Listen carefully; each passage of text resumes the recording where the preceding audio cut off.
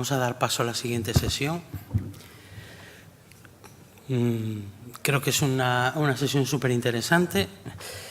Espero que suscite debate, porque la verdad, al menos en el día a día y en el trabajo cotidiano, pues así, al menos en mi experiencia, así lo hace. En cada hard team, por llamarlo de alguna manera, que tenemos, pues esto sale a colación y a ver si los ponentes pues ponen un poquito de luz sobre este tema. Eduardo. Sí, buenos días a todos. Efectivamente, bueno, acabamos de ver cómo la válvula mitral pues lleva una velocidad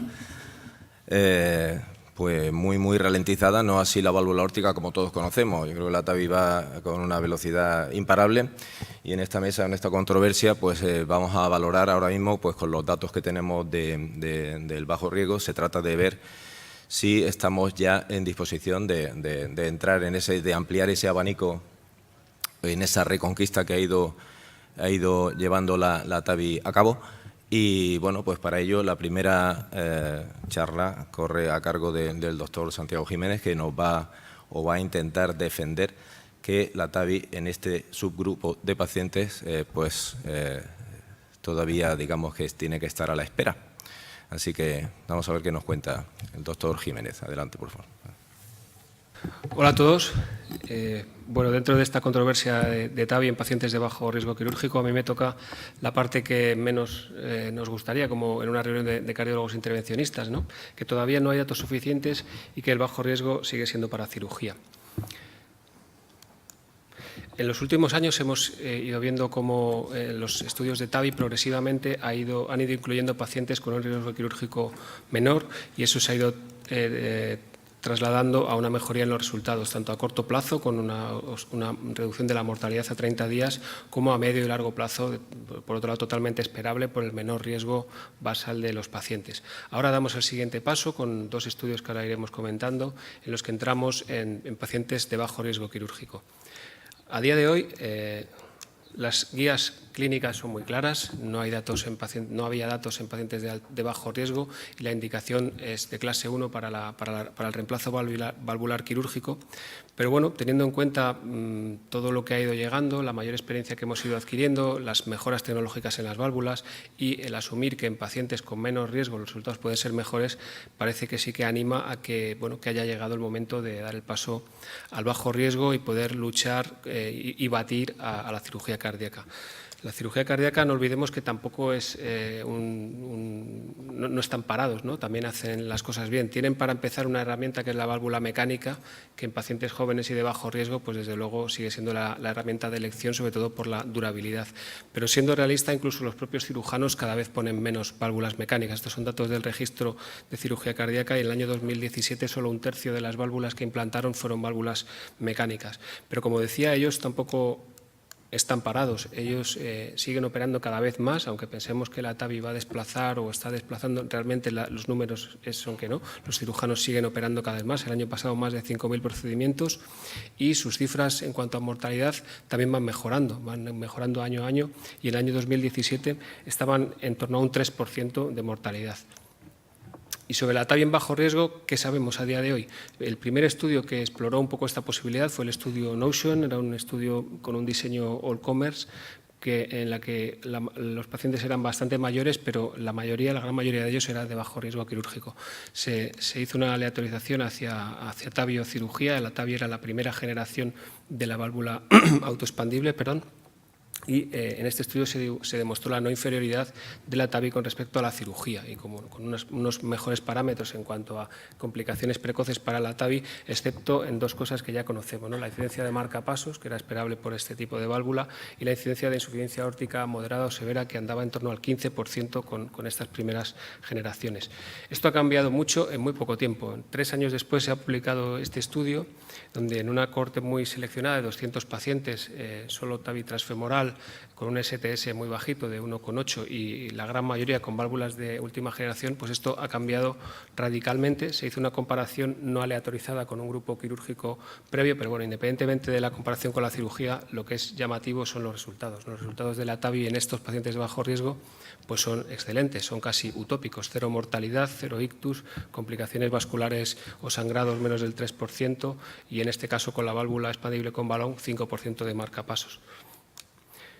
Los resultados, además de este estudio, se han presentado recientemente al año de seguimiento y esto se sigue confirmando, pues, por daros un dato, 1% de mortalidad cardíaca al año y otro dato destacable, 1,5% de insuficiencia aórtica moderada severa al año de seguimiento. Pero el bombazo o la revolución ha llegado hace unas semanas con la publicación de los estudios aleatorizados, los estudios en los que se ha aleatorizado pacientes de bajo riesgo a TAVI o cirugía. El primero de ellos es el PARTNER 3, en el que se utilizó la válvula expandible con balón. Se aleatorizaron 1.000 pacientes de una edad media de 73 años y un STS también por debajo de 2. Y se analizó como objetivo primario la incidencia de muerte, ictus o rehospitalización al año y la TAVI mostró superioridad con respecto a este evento primario. Incluso si quitamos la variable más blanda, entre comillas, de rehospitalización, tanto la muerte como el ictus sí que siguen mostrando tendencia a una mejor evolución con la TAVI, aunque como veis, por ejemplo, la mortalidad 1 frente a 2,5% son cifras muy bajitas como para alcanzar significación. Y todo ello, pues, como también sabemos, con una mejor recuperación de los pacientes, una estancia hospitalaria más corta en el grupo de TAVI y una mejor recuperación de capacidad funcional o de score de calidad de vida en el seguimiento. El otro estudio es el estudio realizado con la válvula autoexpandible, el Evolut Low Risk. Es un estudio en el que el evento primario se describe a 2 años y es un evento solo de muerte o ictus. Se utilizaron 1.468 pacientes con unas características muy parecidas y en este estudio lo que se demostró fue no inferioridad de la TAVI respecto a la cirugía. Y nuevamente, no voy a entrar en las tablas porque son un poco aburridas, pero con unos parámetros de recuperación y de complicaciones precoces mucho más favorables para la TAVI, excepto en este caso en la incidencia de marcapasos. También al ser una prótesis autoexpandible, pues la tasa de marcapasos fue de un 17%. No quiero extender mucho con los datos de los estudios, no quiero tampoco pisarle su presentación al doctor Elízaga, pero bueno, lo que quiero poner con esta tabla es que los resultados a corto plazo, a un mes y a un año, evidentemente son muy buenos con la TAVI, yo no voy a negarlo, creo que eso es innegable y lo que nos quedan son más incógnitas, ¿no? Entonces, teniendo en cuenta estos datos de los estudios aleatorizados, llega la pregunta, ¿es el momento de cambiar el paradigma y generalizar la TAVI a todos los pacientes de bajo riesgo? Pues yo creo que hay que tener un poco de paciencia. Ese momento estoy seguro que va a llegar muy pronto, pero no debemos precipitarnos. No nos olvidemos que estamos tratando pacientes de bajo riesgo en los que el pronóstico a un año nos importa mucho, pero nos tiene que importar mucho el pronóstico a 5 y a 10 años porque son pacientes con una expectativa de vida mucho mayor. Nos quedan todavía cuestiones por resolver que voy a intentar contaros, como por ejemplo estas, ¿no? Primero, los estudios que se han publicado, aunque estén en un New England, pues no son perfectos, también tienen sus críticas. Otra sería la pregunta de si esos resultados tan buenos realmente los podemos extrapolar a la vida real. Otro aspecto importante es que no se han analizado algunos contextos muy importantes, como por ejemplo la válvula bicúspide, que en pacientes jóvenes de bajo riesgo es un porcentaje importante de pacientes con estenosis aórtica. Y después nos quedan incógnitas sobre qué pasa a largo plazo pues, con la insuficiencia aórtica, con los pacientes que necesitan estimulación ventricular, qué pasa con la durabilidad de las prótesis o con el problema de la trombosis subclínica.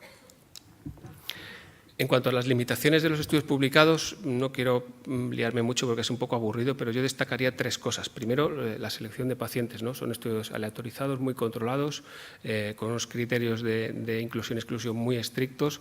Entonces, eso limita claramente la aplicabilidad a la vida real. Además, aparte de esos criterios de inclusión y exclusión, había un comité en los 2 estudios que revisaba caso por caso si el paciente cumplía todos los criterios clínicos y anatómicos para poder decir que era factible que entrase en el estudio. Y nuevamente se excluyeron de estos estudios pacientes importantes, ¿no? Pacientes como los que tienen una valvulopatía bicúspide o los que tienen alguna comorbilidad que no se refleja claramente en el STS, pero que puede afectar al pronóstico, ¿no? Como hepatopatías, enfermedades, discrasias sanguíneas, problemas vasculares, etc. Otro aspecto criticable es el de la estadística. Sobre todo en el estudio Evolut, el objetivo primario, nos dicen que es un objetivo primario a 2 años, pero lo que se ha publicado es un análisis intermedio realizado cuando 800 pacientes de los 1.500 alcanzaron 1 año de seguimiento. Y luego se hace una estimación estadística por un método bayesiano que yo sinceramente desconozco, pero que al final no deja de ser una bola de cristal. Solo el 10% de los pacientes en estos estudios han cumplido 2 años de seguimiento, con lo cual el parámetro que nos han dado bueno, pues puede tener una estadística impoluta, pero yo quiero que me presenten los resultados reales a 2 años. Y otro aspecto, a mí me parece muy importante, es que el de los procedimientos concomitantes. En torno a un 25-30% de los pacientes en los 2 estudios en el brazo quirúrgico no recibieron solo una cirugía valvular aórtica aislada, sino que se les hizo algún procedimiento adicional. Por ejemplo, un 13% recibieron una cirugía coronaria. Si uno se va a los apéndices de los estudios y lo revisa, pues podéis ver que se hacen cirugías verdaderamente complejas. Hay un porcentaje, ya os digo, un 13% de cirugía coronaria que incrementa el riesgo de la operación, pero es que hay cirugías aórticas, hay reemplazos y reparaciones mitrales e incluso cirugías tricuspidias, que sabéis que es una cirugía que tiene una alta mortalidad. Y eso, nuevamente, si os vais a los apéndices, este es el apéndice del partner y esto penaliza claramente al brazo quirúrgico. Si veis la mortalidad a 30 días entre los pacientes en los que solo se realiza el reemplazo valvular aórtico, comparados con los que se les hace además, por ejemplo, en este caso, una cirugía coronaria, la tasa de eventos es más del doble en los pacientes en los que se le realiza un evento concomitante. Y si os fijáis justo a la izquierda, eso no penaliza para nada al brazo de TAVI, porque se les hace un intervencionismo coronario que, como veis en la tabla, pues no aumenta en nada los riesgos. Otro apartado es si realmente podemos extrapolar esos resultados tan buenos a la vida real. Ahí tenéis los datos, una mortalidad a los 30 días de menos del 0,5%, bueno, no voy a entrar en todas las cifras, y nos debemos plantear si nosotros podemos alcanzar esos resultados. Yo sinceramente creo que sí que podemos alcanzar esos resultados, pero tenemos que ser muy conscientes de que para tratar pacientes de bajo riesgo tenemos que hacer las cosas muy bien para alcanzar esas cifras y poder ofertar al paciente un tratamiento con garantías. Y no quiero ser pesado, pero recalcar, no sabemos qué pasa con otros pacientes que sí que están en la vida diaria, ¿no? Los pacientes con bicúspides, los pacientes que tienen enfermedad coronaria compleja, que han sido excluidos de estos estudios iniciales en bajo riesgo, los pacientes que tienen otras comorbilidades asociadas o los pacientes que están un poco limítrofes, ¿no? Los pacientes que tienen unas femorales limítrofes, los que tienen una calcificación muy importante de la aorta o del anillo aórtico o del tracto de salida, que también se excluían en los estudios que he comentado. Finalmente, lo que nos interesa en los pacientes en los pacientes de bajo riesgo es saber bien qué pasa a largo plazo, no nos tenemos que quedar en lo que pasa al año. Entonces, una de las cosas es la insuficiencia aórtica post-TAVI. Sabemos que una insuficiencia aórtica moderada o severa se correlaciona con una peor evolución clínica, con una mayor mortalidad, y eso está actualmente en torno a un 5 o 7% de los casos. Probablemente se pueda mejorar con las nuevas válvulas. Pero bueno, incluso sabemos por el partner, que ya lleva más tiempo de seguimiento, que una insuficiencia aórtica ligera post-TAVI puede también empeorar la evolución clínica de los pacientes. Esto es algo que tenemos que aclarar indudablemente para poder ofertar un tratamiento a un paciente con una expectativa de vida amplia. Algo parecido pasa con los marcapasos. Los marcapasos sabemos que bueno, pues un paciente muy mayor, que muchas veces tiene trastornos de conducción previo y tal, nos preocupa menos, pero un paciente joven que le dejes dependiente de una estimulación ventricular, sabemos que le puede deteriorar la función ventricular. De hecho, está demostrado que se asocia con ingresos por insuficiencia cardíaca en el seguimiento y además en algún registro, como en el TBT americano, se ha relacionado la implantación de marcapasos con una mayor mortalidad en el seguimiento. Otro aspecto importante es el de la durabilidad. Conocemos cuál es la durabilidad de las válvulas quirúrgicas, sabemos que degeneran, en cuánto tiempo, cuándo podemos empezar a detectar problemas. Es un proceso complejo, ¿no? de engrosamiento de los velos, de trombosis organizada. En las TAVIs además puede influir el propio procedimiento del implante, ¿no? el crimpado, la dilatación con balón o la posdilatación. Y bueno, a día de hoy lo que sabemos es detección por técnicas de imagen de deterioro valvular con aumento de gradientes o aparición de insuficiencia aórtica en un aproximadamente 7% a los 5 años y que afortunadamente necesita muy pocas veces una reintervención. Incluso en el estudio Notion que os comenté antes, el resultado a 5 años parece que las TAVIs incluso dan un mejor comportamiento con menos deterioro estructural a los 5 años. Pero ya os digo, es que a 5 años es un poco pronto. Nosotros necesitamos saber qué va a pasar más allá de 10 años, que es cuando es esperable que las TAVIs, como cualquier otra válvula biológica, pues empiecen a dar problemas. Y otro tema importante es el de la trombosis subclínica. Se ha empezado a detectar, sabéis que ha habido bastantes trabajos, es un tema con bastante controversia, sobre todo con técnicas de imagen, con hipoatenuación en los velos, que a veces afecta al movimiento de los velos. Afecta más a las TAVIs que a las válvulas quirúrgicas, en torno a un 10 a 15% de las TAVIs en el seguimiento se puede detectar estos problemas de trombosis subclínica. Un aspecto un poco preocupante es que se asocia con la incidencia de accidentes isquémicos transitorios en el seguimiento. La incidencia con ictus es un poco discrepante en los estudios, pero desde luego hay que aclararlo. Parece que puede influir en que las válvulas degeneren antes, como se ha visto en algún estudio de autopsias, y finalmente parece que se previene con la anticoagulación, con lo cual, si esto es así, deberíamos considerar cuál es el tratamiento antitrombótico óptimo después de las TAVIs, que lo estamos haciendo ahora de forma pues, prácticamente empírica. Y esa es una de las preguntas. ¿Qué hacemos con el tratamiento trombótico después de una TAVI? ¿Un antiagregante? ¿Dos? ¿Un anticoagulante? ¿Cuánto tiempo? Un anticoagulante directo, Sintrom de toda la vida. Sabemos lo que ha pasado con el estudio Galileo. Entonces, bueno, quedan muchas preguntas, necesitamos más información, hay muchos estudios en marcha para aclarar este problema y yo creo que lo prudente, lo coherente es tener esta información antes de ampliar o generalizar la indicación de TAVI. Mis conclusiones son muy sencillas. Evidentemente no voy a decir que la TAVI de bajo riesgo es para los cirujanos, no puedo decir eso, pero lo que puedo decir es que los datos que tenemos ahora en pacientes de bajo riesgo son favorables, son muy favorables y probablemente se convertirán en el tratamiento de elección, estoy convencido.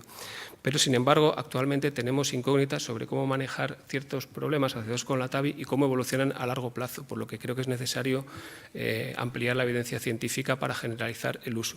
Y, finalmente, que en pacientes de bajo riesgo, bueno, en general en todos los pacientes debemos ser muy cuidadosos de las cosas bien, pero en los pacientes de bajo riesgo hay que ser especialmente exigentes en optimizar los procedimientos y garantizar el mejor resultado posible. Gracias.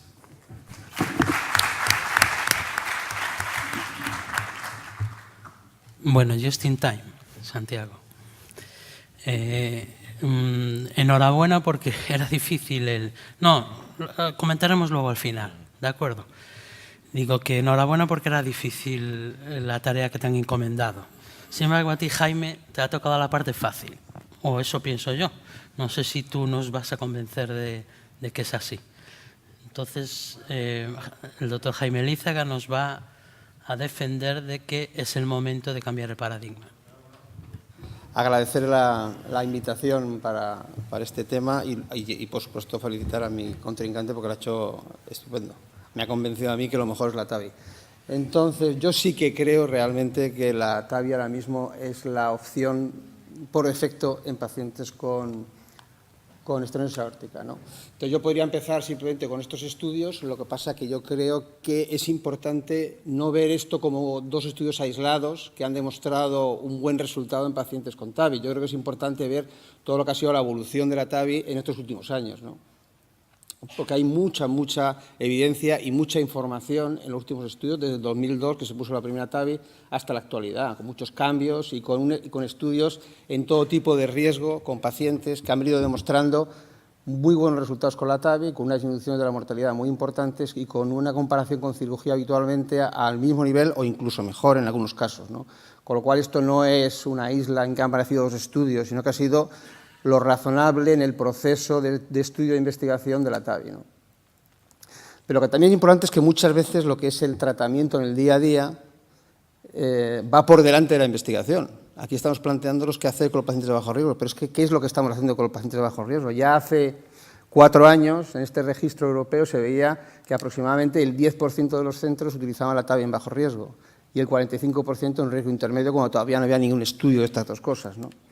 Y luego también hay que ver, por ejemplo, el registro alemán, que es el más importante de todo el mundo, de la TAVI. Vemos cómo ha habido un incremento en estos últimos años de la utilización de la TAVI, que ya está por encima de la cirugía, con una disminución muy importante de la mortalidad en relación, primero, con la mejoría técnica, con la mejoría de los resultados por experiencia y también por la disminución del riesgo de los pacientes, que ha ido aumentando a lo largo de los años. Aquí vemos la evolución de la edad de los pacientes con la TAVI en los alemanes, ¿no? Que son más de 100.000 pacientes. Y como veis, se ha incrementado el número de pacientes del riesgo intermedio, incluso han ido aumentando ya el porcentaje de pacientes con riesgo bajo.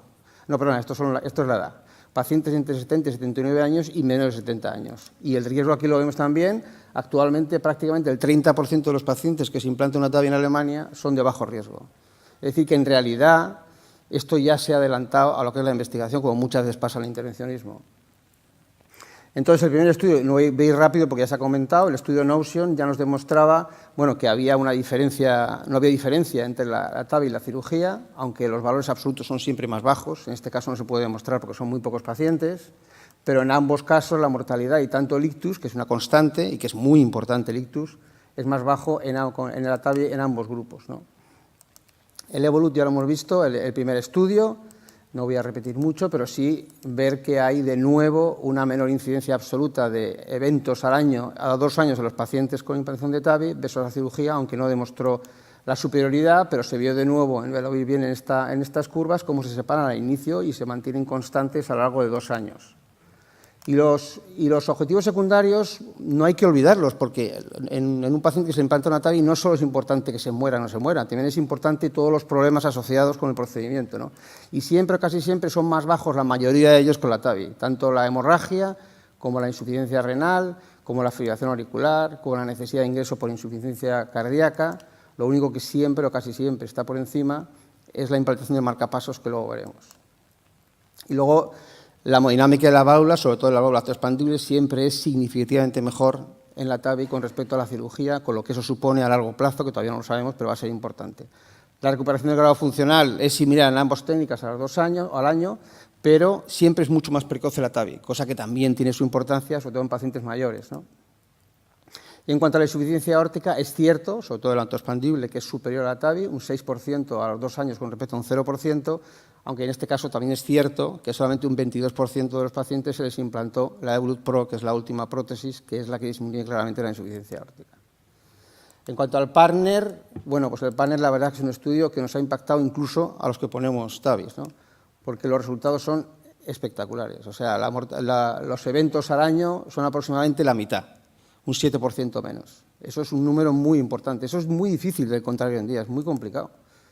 Y eso se ve tanto en el global como en cada uno de ellos por separado, mortalidad, ictus y reingreso hospitalario. Es una cosa constante a lo largo de toda la evolución.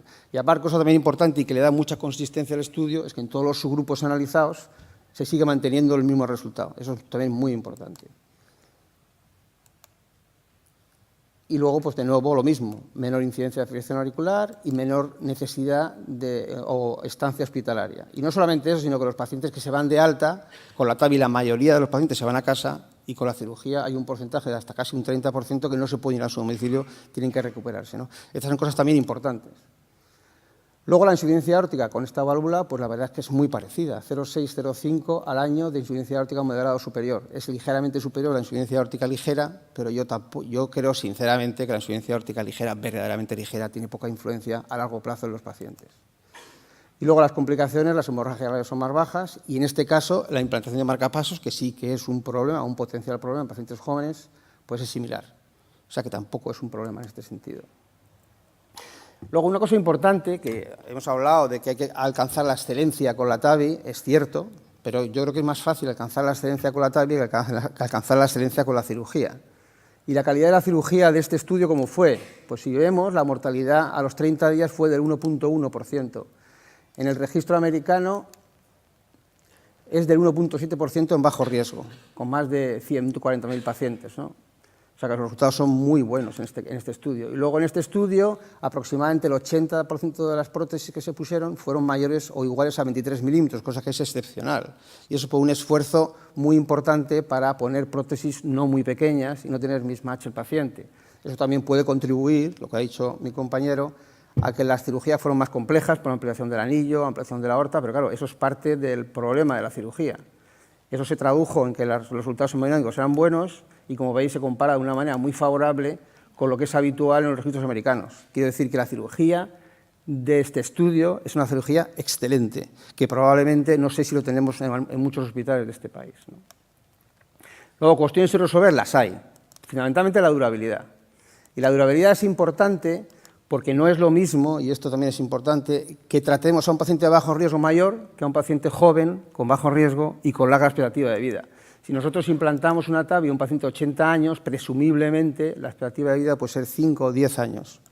Y la expectativa de vida de la TAVI pues, probablemente abarque todo ese tiempo. Pero si tratamos a un paciente de 60 años, su expectativa puede ser 25 años, lógicamente vamos a poner una TAVI y vamos a tener que hacer cosas durante su evolución, ¿no? Lo cual puede ser un problema a la hora de tratar una potencial enfermedad coronaria, por ejemplo, con varias capas de metal alrededor de las coronarias, pero esto no es un problema solo de la TAVI, esto es un problema también de la cirugía, porque la cirugía también tiene una durabilidad limitada, que habitualmente ya se trata con valve-in-valve y que también tiene un problema parecido. Quiero decir, la durabilidad es un problema en la cirugía, es un problema en la TAVI, en las dos. ¿Y qué sabemos de la durabilidad? Bueno, lo hemos puesto del Notion, que efectivamente a los 6 años la hemodinámica de la prótesis es bastante mejor la TAVI que la de la cirugía, y la incidencia de problemas estructurales de deterioro de la prótesis son mayores en la cirugía que en la TAVI.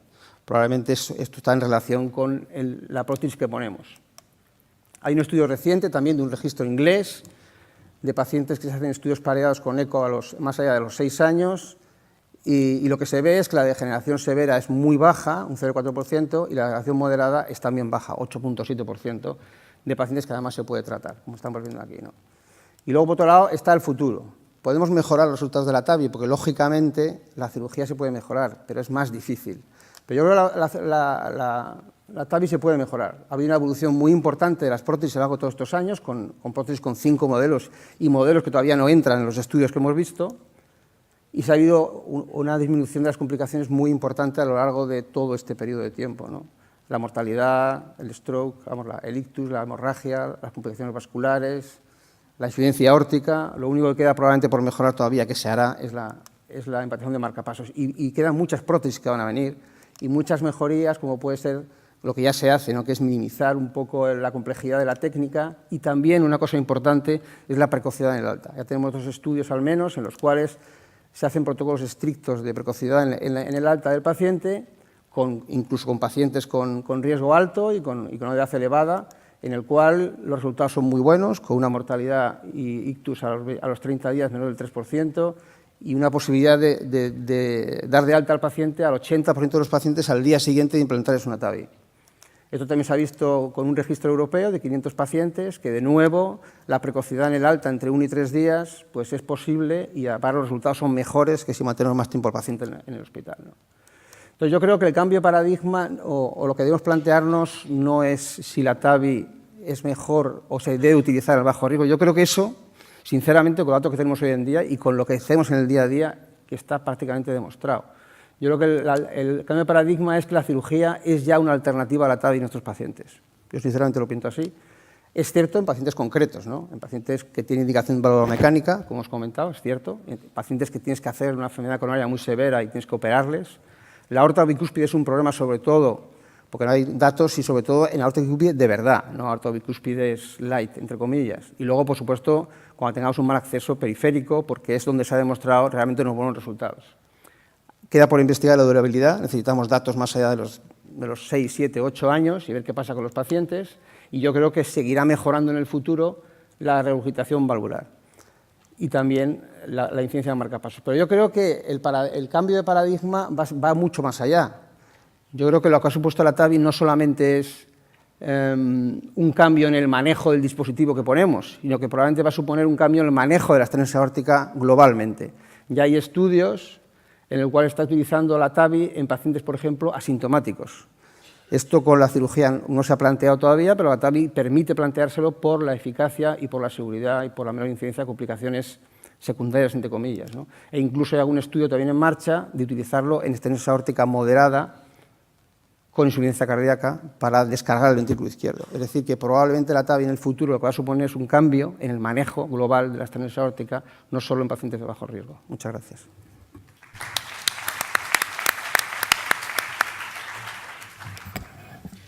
Muy bien. Sí. Jaime. Jaime. Aquí. Bueno, muchísimas gracias a ambos ponentes. Creo que el nivel de las presentaciones ha sido excelente. Lo primero que me gustaría saber es si hay alguna cuestión en la sala.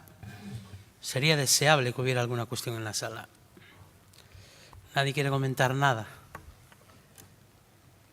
Bueno, ¿quieres decirnos algo, Eduardo?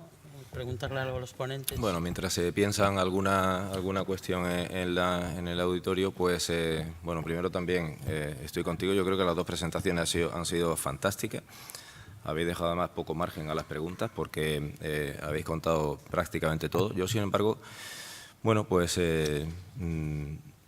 ahora mismo en la situación actual, que estos dos estudios acaban de salir realmente, pero la evidencia parece muy, muy fuerte en el sentido de que esto puede ampliar el abanico de la indicación de la TAVI a prácticamente todos los pacientes, con algunas excepciones, por supuesto, ¿no?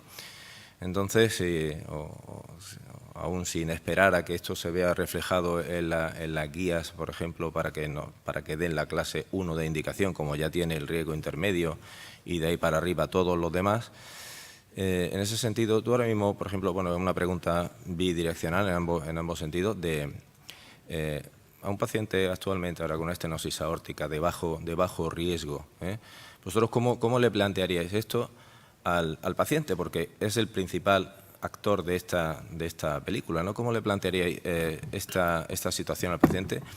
¿Qué le ofreceríais? ¿Cómo se lo ofreceríais? ¿Y qué razones le diríais para decidir por una u otra? Porque vamos a tener las dos opciones y yo creo que el paciente es fundamental. Yo creo que un aspecto importante es la edad, ¿no? Dentro de riesgo alto o riesgo bajo también hay que tener en cuenta lo que comentaba Jaime, ¿no? La expectativa de vida, los problemas que te puedas encontrar después si esa prótesis da problemas. Entonces, en pacientes de más de, te diría que hasta 70 años, yo creo que ya empezaríamos a hablar de TAVI como elección y cirugía como alternativa. Pacientes más jóvenes, algún caso yo creo que se podría plantear, pero habría que ser muy honesto con los pacientes en cuanto a que lo que va a pasar más allá de 10 años, pues realmente no lo sabemos, no tenemos datos. Pero también es verdad que si se le implanta una válvula quirúrgica, pues también te puede pasarle lo mismo. No sé si Jaime tiene... Yo creo que el que lo tiene difícil ahora para convencer al paciente es el cirujano, no nosotros. Yo creo que el convencer al paciente de una TAVI, habitualmente el paciente muchas veces te pide la TAVI porque lo ha oído, ¿no? Entonces tú eres el que tiene que convencerle que no es todavía un candidato para la TAVI y que tiene que operarse. Pero yo creo que lo de la edad es la clave, por supuesto, y la expectativa de vida, pero solo si el paciente le va a poner una prótesis mecánica o si le va a hacer algo que nosotros no podemos hacer.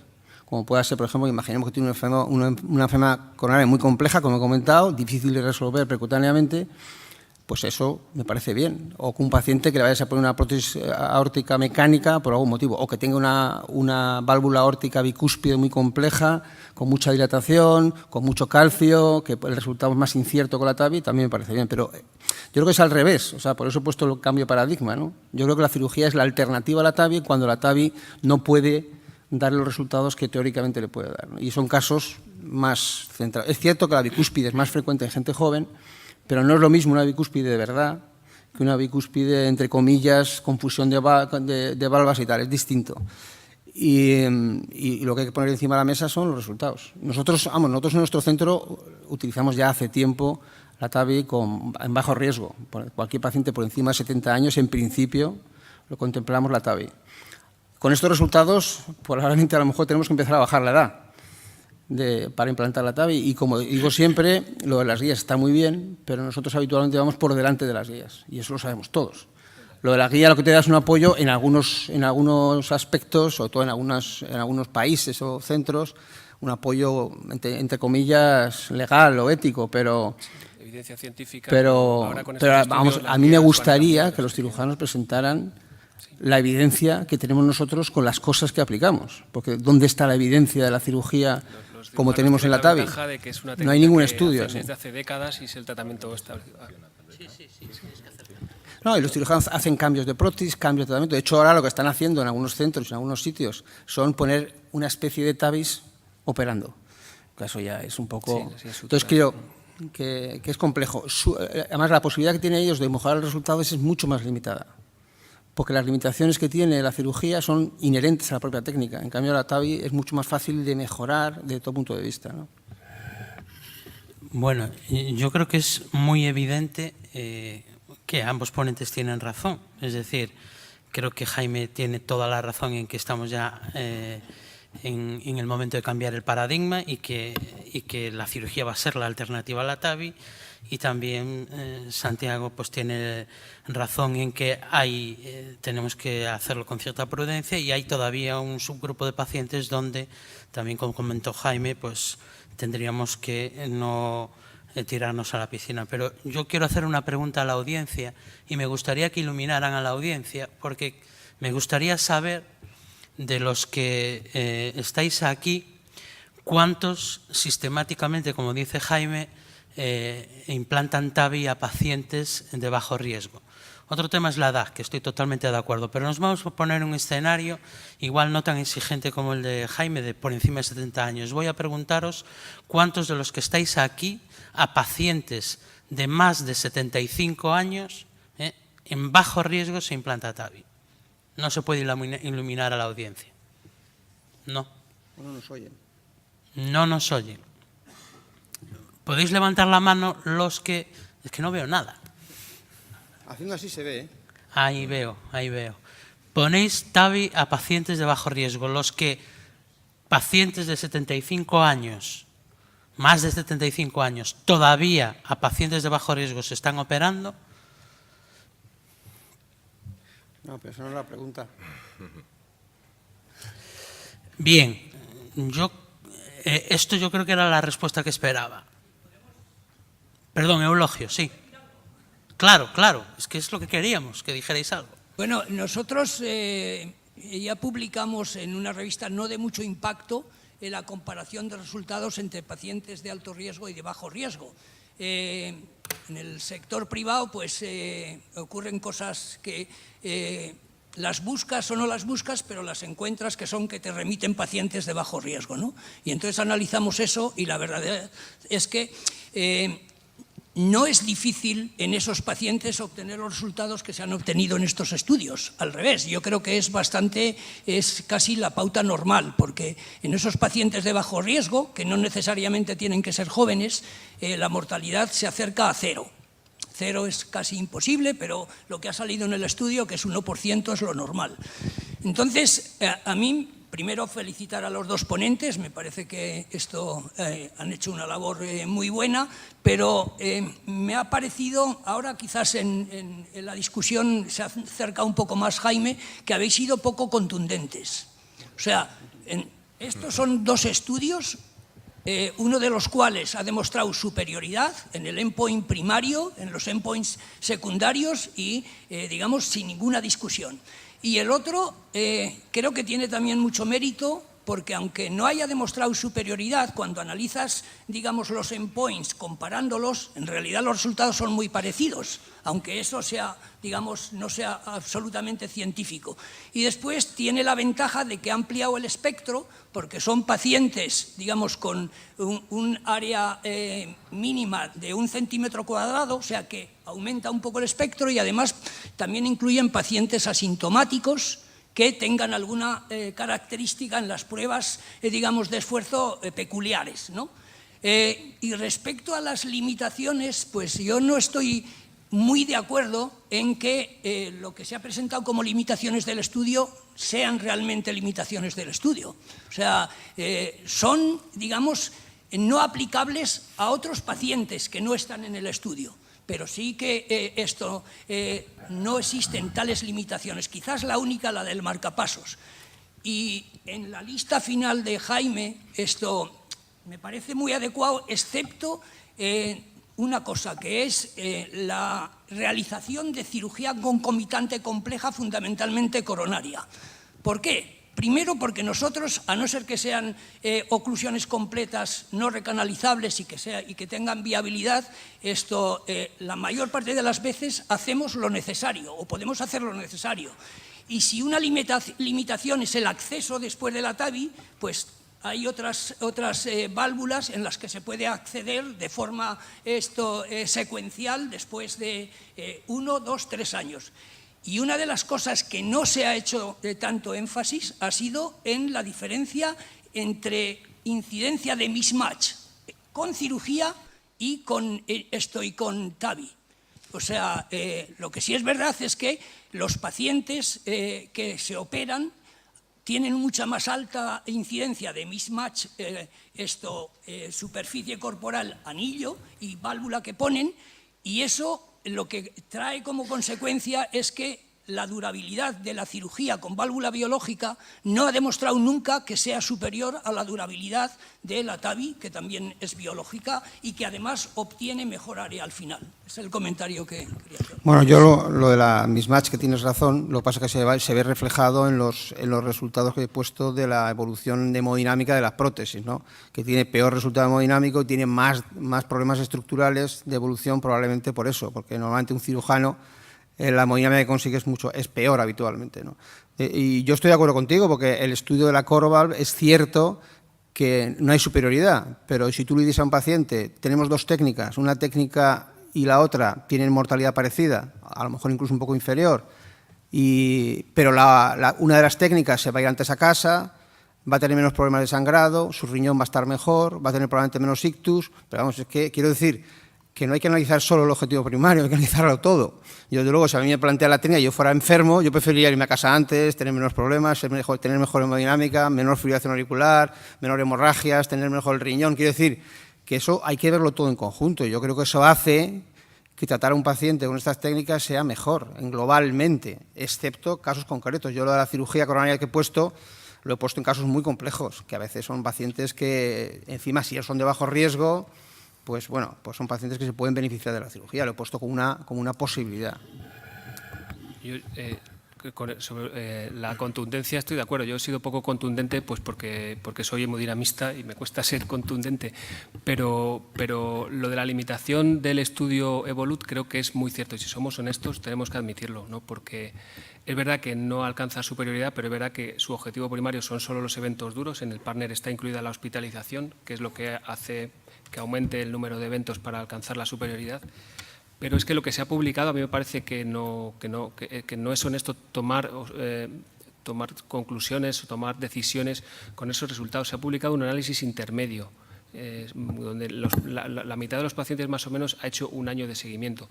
Entonces, no se puede poner en la publicación al mismo nivel que el otro, porque probablemente han salido los dos a la vez por diferentes cuestiones distintas de la calidad de los estudios, pero si tú publicas una inferencia estadística de qué va a pasar a 2 años, me parece pues eso, creo que no se pueden tomar decisiones. Yo creo que hay que esperar los resultados definitivos. Probablemente saldrá bien, no hay ninguna razón para pensar que salga mal, pero es que a veces pues eso es muy fácil ver una curva y decir esto va muy bien, pero a veces me da la sensación de que nos venden algunos artilugios estadísticos que realmente hay que vigilar con cuidado.